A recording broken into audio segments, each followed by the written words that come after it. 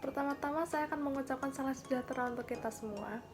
Dengan saya di sini Dila Ayu Kemalasari dengan NIM 21-2020-046 ingin mempresentasikan sebuah presentasi ilmiah dengan materi sejarah filsafat.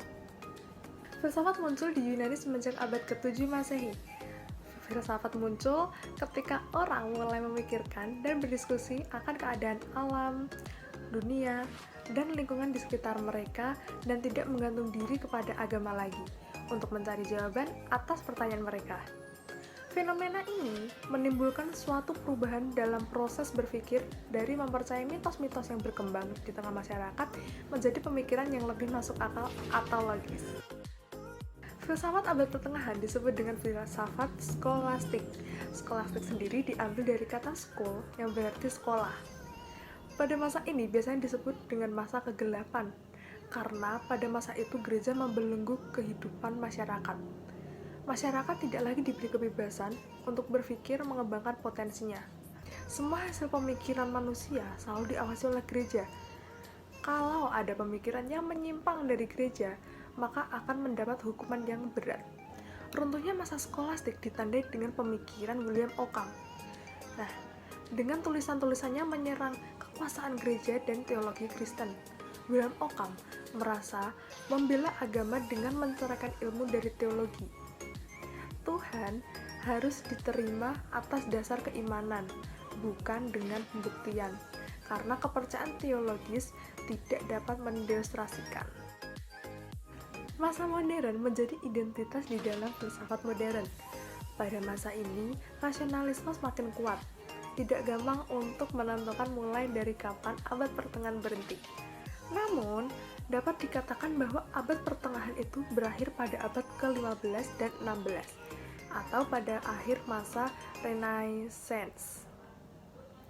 Masa setelah abad pertengahan adalah masa modern, sekalipun memang tidak jelas kapan berakhirnya abad pertengahan itu.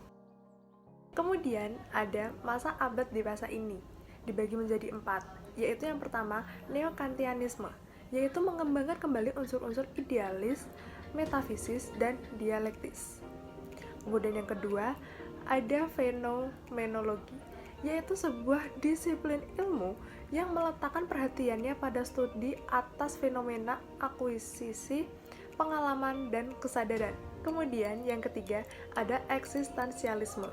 Eksistensi hanya bisa dilakukan oleh manusia menurut pandangan tersebut. Kemudian yang keempat, yang terakhir, ada strukturalisme.